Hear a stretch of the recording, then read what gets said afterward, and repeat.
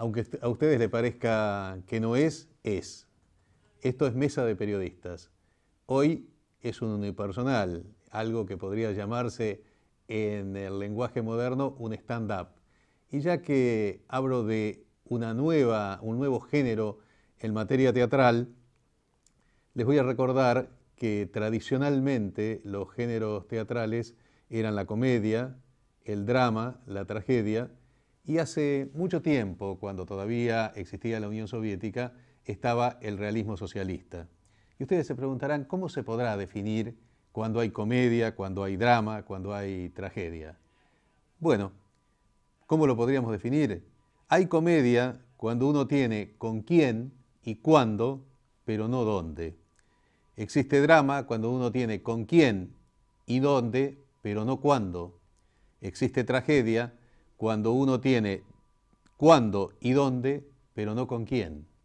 Y hay realismo socialista cuando uno tiene cuándo, dónde y con quién, pero justo ese día hay reunión de partido. Y les decía entonces que hoy está la ausencia de Gabriel Fernández, que es el habitual conductor de Mesa de Periodistas, de Néstor Grojowski, ustedes saben que muchas veces también nos acompaña Artemio López. Y en función de esto también me recuerda una frase de Macedonio Fernández. Macedonio Fernández fue un hombre de un humor metafísico que tuvo muchísima influencia sobre muchos de los intelectuales de las décadas del 20 y del 30, pero fundamentalmente sobre Jorge Luis Borges. Si ustedes recuerdan el humor de la ironía de Borges, eso es tributario de Macedonio Fernández. Y Macedonio Fernández tenía una frase que me parece que se ajusta perfectamente a lo que sucede hoy con Mesas de Periodistas. Decía Macedonio Fernández, faltaron tantos que si faltaba uno más no cabía. Bueno, dejando de lado el humor y los géneros teatrales, bueno, esto no es precisamente un stand-up, de manera que vamos a tratar algunos de los temas que preocupan a los argentinos en estas semanas. El primer tema me parece preocupante es el de la situación económica. ¿Qué pasa con la economía en la Argentina? Bueno, hagamos una pequeña digresión sobre este tema. A lo largo de estos 9 años, la economía argentina creció a tasas chinas. El gobierno atribuyó prácticamente en forma exclusiva los méritos de ese crecimiento a las medidas que adoptó a lo largo de estos casi 10 años. No hacía mayor referencia o trataba de desvincular el crecimiento de una situación internacional que indudablemente fue y es favorable, a pesar de la crisis internacional que se está viviendo. Basta ver el precio de la soja que ha llegado a un nivel internacional que nunca habíamos tenido. Ya estamos en 611, 614 dólares la tonelada. A su vez, la oposición decía que el gobierno no tenía ningún tipo de mérito, que todo el mérito era del viento de cola. ¿A qué le llamaba el viento de cola? Que en estos últimos 10 o 15 años los precios de los commodities, es decir, de aquellos productos primarios que exportan a los países que no están mayormente industrializados, han tenido un incremento considerable de sus precios. Es decir, que se ha revertido parcialmente aquellos que en la década del 60 y del 70 se conocía en el lenguaje de la CEPAL como el deterioro de los términos del intercambio. ¿Qué significaba eso? Que cada vez había que exportar más productos primarios para obtener la misma cantidad de productos industriales. Bueno, esto ha ido mejorando para los países que son exportadores, como la Argentina, fundamentalmente de productos primarios. Y entonces esto ha producido una situación muy favorable prácticamente en toda América Latina. ¿Cuál es la verdad de todo esto, de lo que ha sucedido y de lo que hoy sucede en la Argentina? Es indudable que todo periodo de crecimiento está vinculado con situaciones favorables a nivel internacional. Sucede en la Argentina y en los países desarrollados también. No existe la posibilidad de un desarrollo sostenido con condiciones internacionales adversas con relación a los productos básicos de exportación del país de referencia. Pero al mismo tiempo no hubiera sido posible este crecimiento si el gobierno no hubiera acertado y no hubiera suscripto políticas que son en muchos aspectos muy diferentes a los de la década del 90 y en sus aspectos más deficitarios son continuidad de aquel periodo. El viento de cola al que atribuía la oposición son estas condiciones internacionales favorables. Desde el año 2008 se vive una crisis internacional de una envergadura que muchos analistas consideran de mayor profundidad que la del año 1929. La Argentina tuvo los efectos de esa crisis internacional a lo largo del año 2008 y parte del 2009. Justamente esa crisis internacional le costó un resultado electoral desfavorable en la provincia de Buenos Aires, en donde el gobierno llevaba nada menos como candidato de lista de diputados a Néstor Kirchner y fue derrotado por un político de escasa envergadura como Francisco de Narváez. Ahora que vuelve a intensificarse las consecuencias de la crisis internacional, si ustedes observan lo que sucede en Grecia, en España, en Italia, pero fundamentalmente en Grecia y en España, ya sí, también sucede en Irlanda, sucede en Portugal, en donde la aplicación de políticas muy parecidas a las que la Argentina y América Latina padeció en la década del 90, está produciendo un arrasamiento, una especie de tierra arrasada. Entonces, en ese contexto, ¿qué dice la oposición? La oposición dice, no tiene ninguna importancia la situación internacional. Lo que ahora, lo que hoy padece la Argentina es consecuencia directa de los errores de la aplicación de la política económica que se está instrumentando. Es decir, que cuando la cosa iba bien, el problema era el viento de cola. Y cuando la situación es menos favorable, ahí no interesa las condiciones internacionales que tienden a ser mucho más complicadas y todo se reduce a problemas de política interna. ¿Qué dice el gobierno ante esta situación?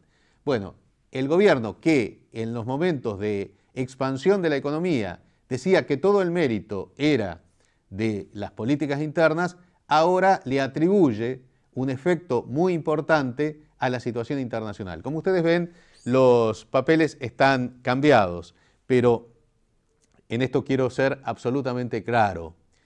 No hubiera sido posible el crecimiento económico de la Argentina en estos 9 años si no se hubieran dado las dos cosas. Una situación internacional favorable y la aplicación de políticas que en muchos casos son antagónicas a las que se aplicó en la década del 90 y que hoy padece Europa y que Estados Unidos también viene padeciendo desde hace bastante tiempo.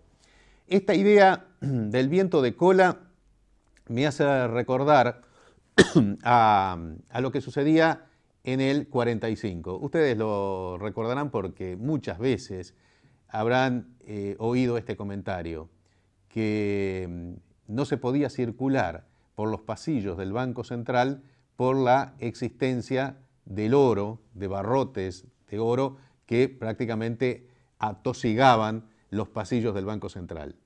La pregunta, ¿por qué se habían acumulado esa cuantiosa cantidad de reservas en oro?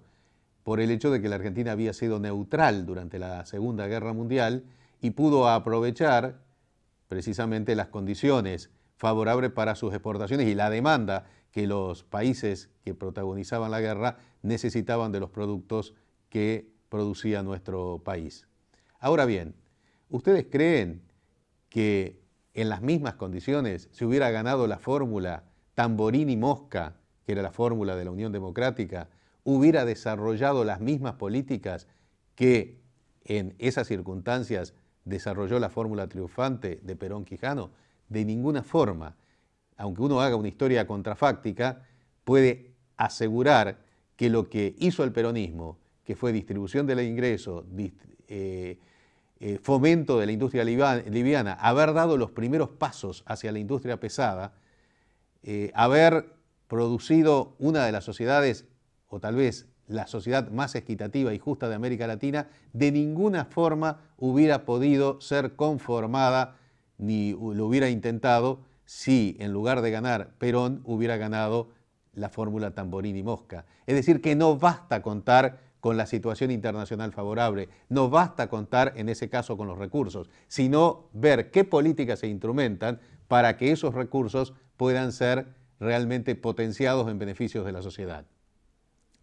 De manera que la idea del viento de cola es muy parecida a la de a la cantidad de oro acumulada en el Banco Central. De manera que siempre, cuando el viento es favorable, no alcanza meramente con el viento favorable. Es necesario colocar la nave del país en dirección de esos vientos para poder ser aprovechados.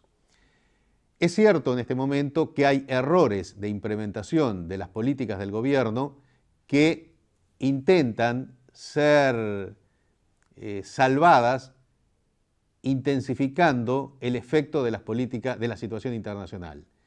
¿Qué errores o cuáles son los aciertos y cuáles serían los errores que ha producido el gobierno desde que asumió Cristina Fernández su segunda presidencia?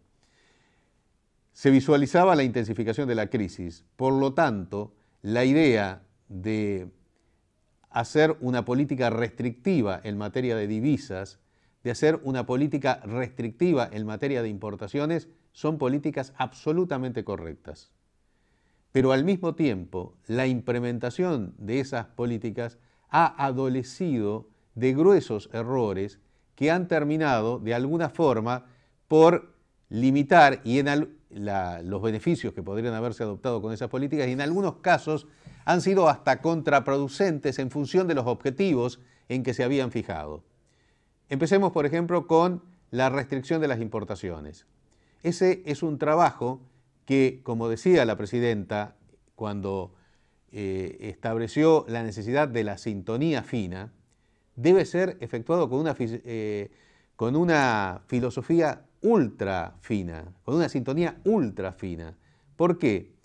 Porque lo que se puede obtener a través de un incremento de las reservas por restricción de las importaciones puede tener la consecuencia contraria, porque dado que la economía argentina es muy dependiente de los insumos de importación, si sectores industriales carecen de esos insumos, ¿qué puede producirse? Primero, una caída de la producción. Segundo, una disminución de la población ocupada, es decir, pueden darse despidos. Y en tercer lugar, una caída en la recaudación tributaria.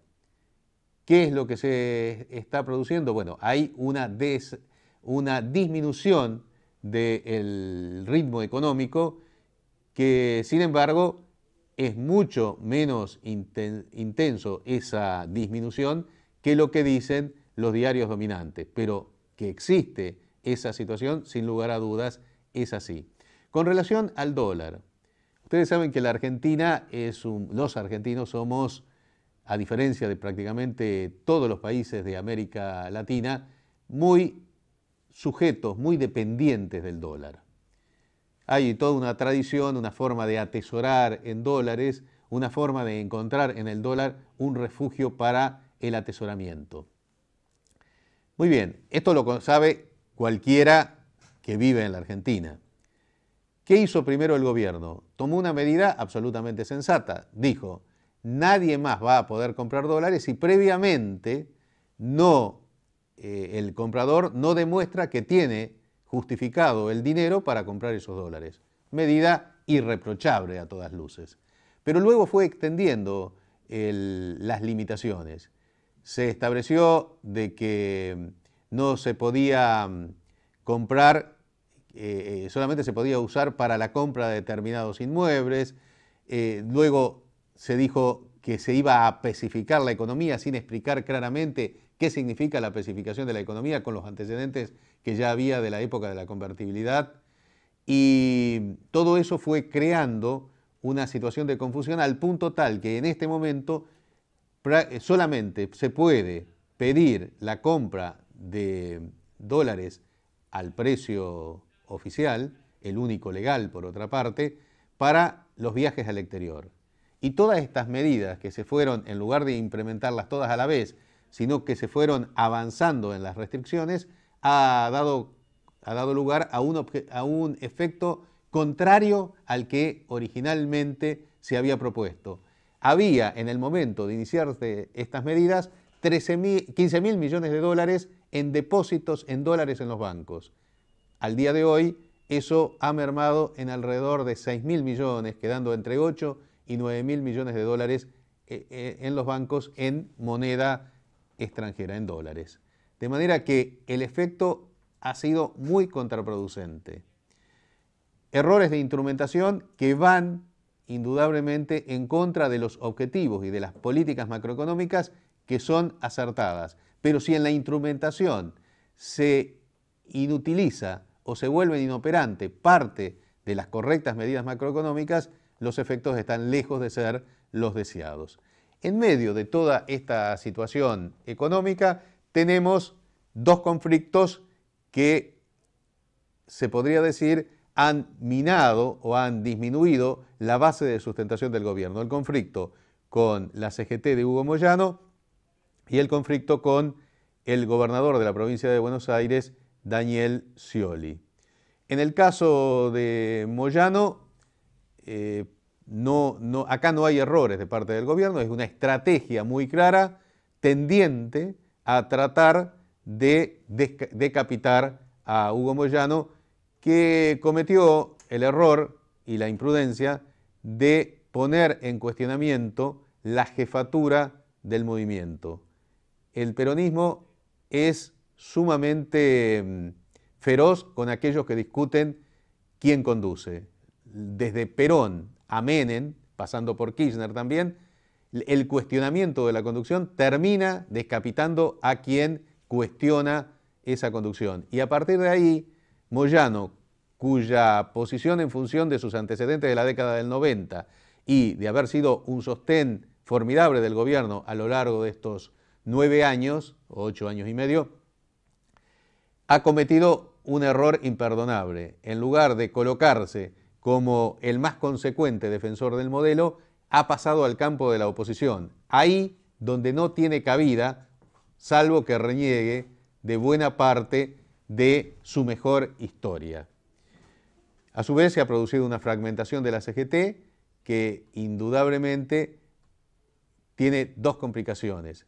Para sus representados, para los obreros, la fragmentación debilita el poder de negociación.